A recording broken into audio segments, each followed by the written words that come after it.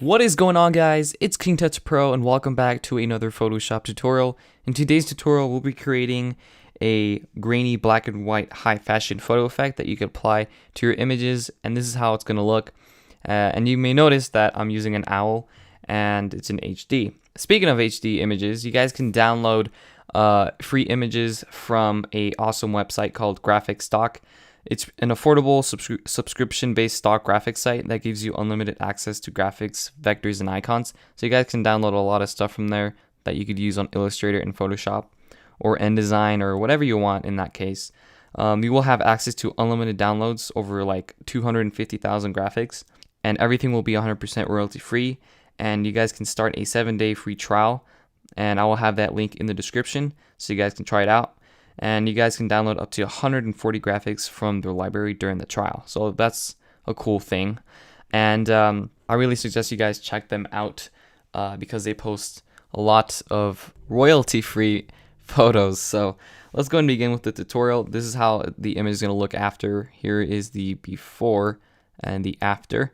So you guys can see the normal black and white, and then you can see with the photo further enhanced, this is how it's going to look, and it looks really awesome.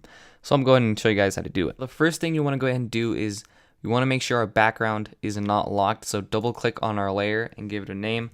I'm going to name it Owl. Click OK, and then your layer should now be able to, you should be able to move around your layer so it's not locked anymore. So once we've done that, we're going to go ahead and create a black and white levels or a black and white adjustment layer. So go over to layer and then go over to new adjustment layer and then go to black and white.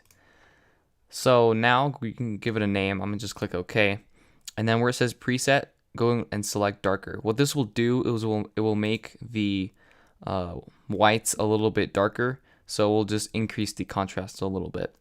So once we've done that, we're gonna go ahead and add a levels adjustment layer. So same thing, go over to layer, go over to new adjustment layer and go to levels. Give it a name. I'm gonna click OK for just levels 1. And then right here below the little graph, you're gonna see a little bar.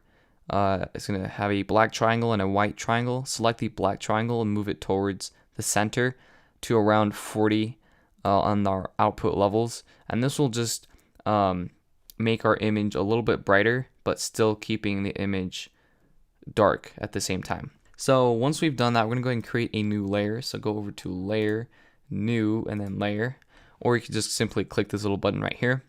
You can give it a name first. I'm gonna name it film grain, and we will add our grain to this. So this is how we do the grain. Mode, we're gonna go ahead and select overlay, and then the opacity, we're gonna change that to 50%. So I want that exactly at 50%. Click OK, and then we're gonna fill that with gray. And the hex code is going to be 6C, 6C, 6C, and click OK.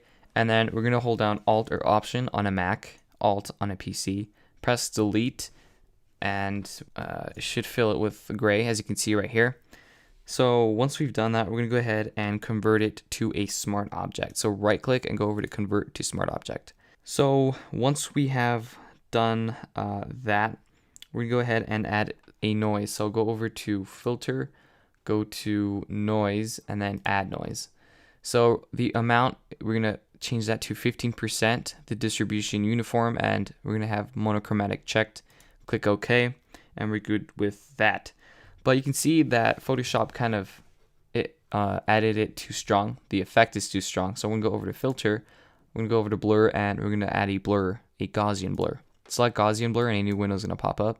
For the radius, I put in 0.5 and just click OK, and it will blur the effect a little bit so it doesn't really take off the effect of the grain. So once we've done that, we're going to go ahead and add a curves adjustment layer. So go over to layer, go to new adjustment layer, and go over to curves. Click OK, and right here where it says RGB, just select red. Right in the middle of our axis, right here, just click and drag it up just a little bit, not too much. So right here is good.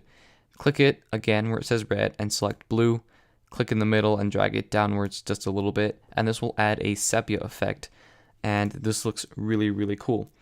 And once we're done that, our final step is to decrease the opacity. So go where it says opacity, and we're going to decrease that to 80%. So click on the down arrow and go to 80%, and now you will have this awesome grainy effect that you could apply to your images. So here is our before, and then the black and white, and then further tuned or further enhanced is our black and white grainy effect.